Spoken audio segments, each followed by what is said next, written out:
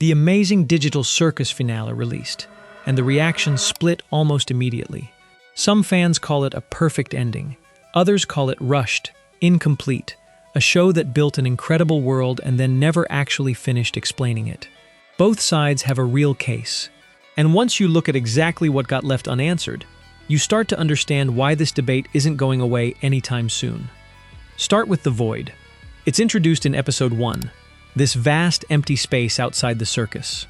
Caine reacts with genuine alarm the moment Pomni gets near it, warning her she'll get spoiled if she looks too closely. That's a real hook. It sets up a mystery on purpose. By the finale, the void becomes the actual location of the entire third act.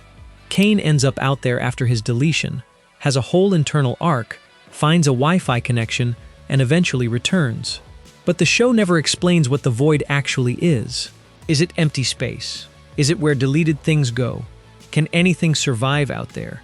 The show needed the void to be important for its ending to work, but never did the work of explaining it earlier so that ending would land. Here's the part that actually caused the frustration. After the finale released, Gooseworx answered a fan question on Tumblr about how Caine came back at all. Her answer, in her own words, was that she likes to think when things get deleted, they get thrown into the void. That's a real, satisfying explanation. The problem is, it's not in the show. There's no scene of Caine reappearing surrounded by other deleted things. Nothing that visually confirms this is where deleted programs go. The emotional weight of Caine's death lands hard on screen. The undoing of that death happens almost entirely off-screen, explained only to people who happen to see one specific Tumblr post. This gets more complicated. When fans pushed back and asked for more explanation through these Tumblr Q&As, Gooseworx responded that she considers those answers fluff, not serious canon, just extra thoughts, not meant to carry real narrative weight. That's a completely reasonable position for a creator to take, but it puts fans in an odd spot.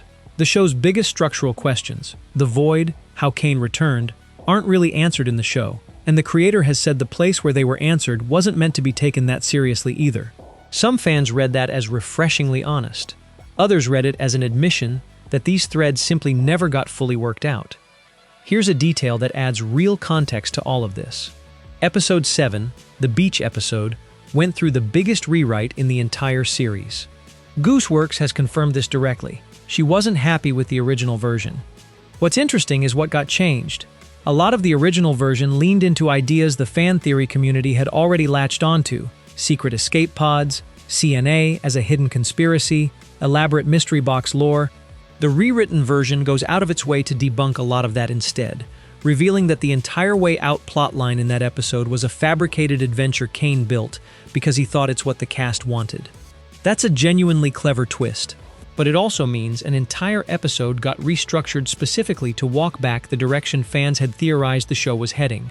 Some of the unresolved feeling in the finale may trace back to that decision, mystery threads that were originally meant to pay off, deliberately rerouted instead. None of this means the finale failed. Jax's arc, specifically, is the part almost everyone agrees was handled well.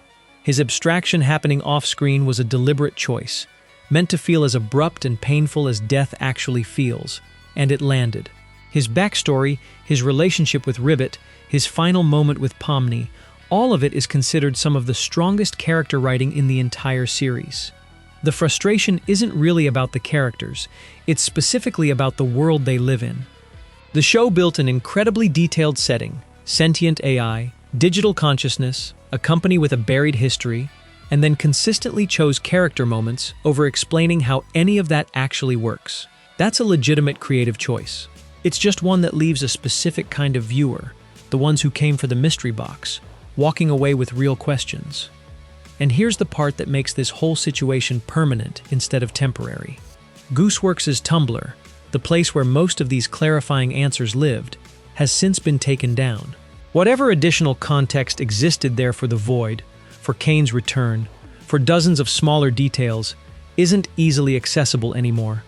The show's answers to its own biggest questions were scattered across a blog that no longer exists. So was the finale rushed, or was it exactly the show Gooseworx always intended to make? Genuinely, both things can be true at once. She's confirmed the entire series was written more than a year before the finale released, so this wasn't a last-minute scramble. But the world-building threads that got set up early and never fully resolved in the actual episodes are real, and they're the reason this debate isn't settling down anytime soon. The characters got their ending. The world they live in is still, in a lot of ways, a mystery. And now, with the blog gone, it's probably going to stay that way.